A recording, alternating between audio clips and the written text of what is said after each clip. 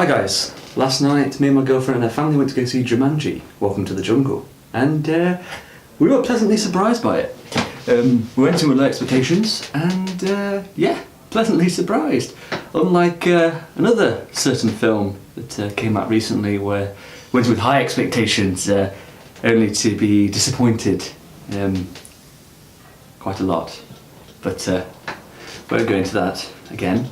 But yeah, without giving too much away, I mean, the story was pretty basic. You had four unlikely heroes that didn't really get along in the real world get sucked into a game, Jumanji, only to have to work together in order to get out and discover themselves along the way and discover who they are and who they really want to be in their lives. Sort of character developing journey, basically. Your standard affair. But yeah. And it was pretty good, like story-wise, without going into spoilers, it's pretty basic. They do the thing, they do it, they develop along the way, they discover who they are, and then it ends in a way, happy ending that you can imagine this kind of film would be.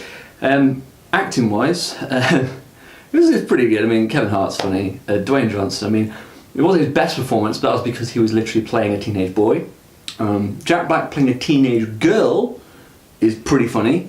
He pretty much nailed that, and it was very convincing to think that it was a young teenage girl trapped in a man's body. It was quite convincing. Karen Gillian was, yeah, fine. There's some funny scenes with her. And that's the thing, the comedy in it was quite good.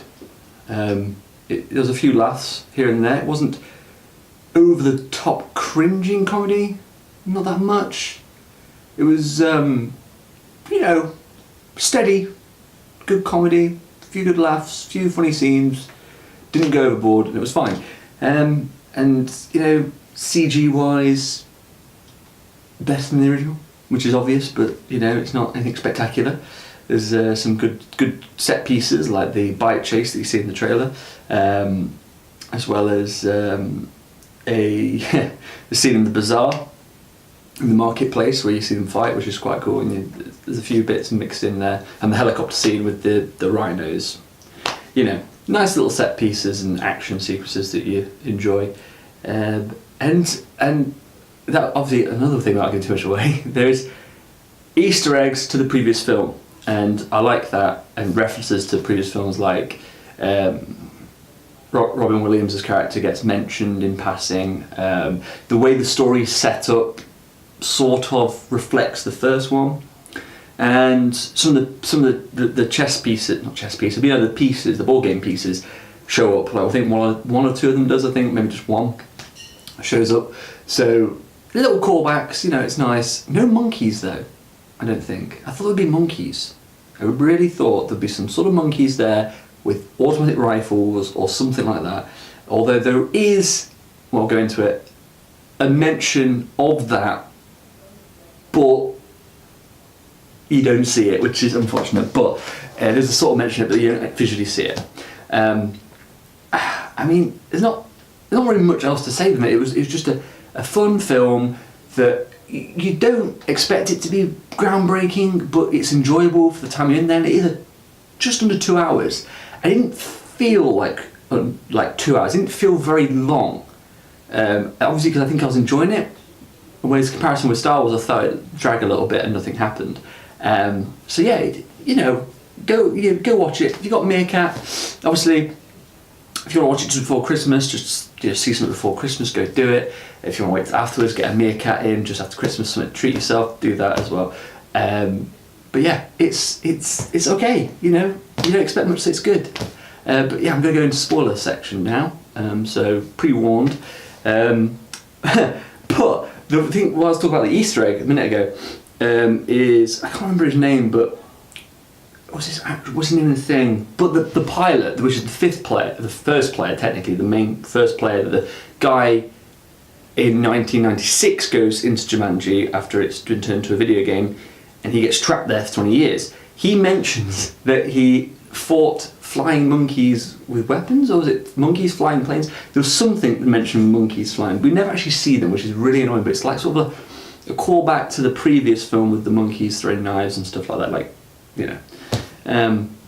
but yeah, at least as well as that, there's the Alan Parrish's house, treehouse that you get to see, which is quite good. A little callback to Alan, although I don't see how that ties into the original, because I don't know how if the world was the same or it's changed, or the world was the same area inside the board game, but now they've added NPCs and stuff like that.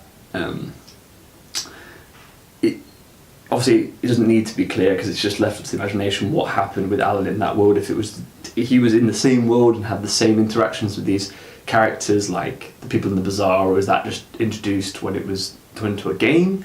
Who knows? But the house made it so, obviously. So some things stay the same, so that's alright. Was there anything else thingy wise that was quite good?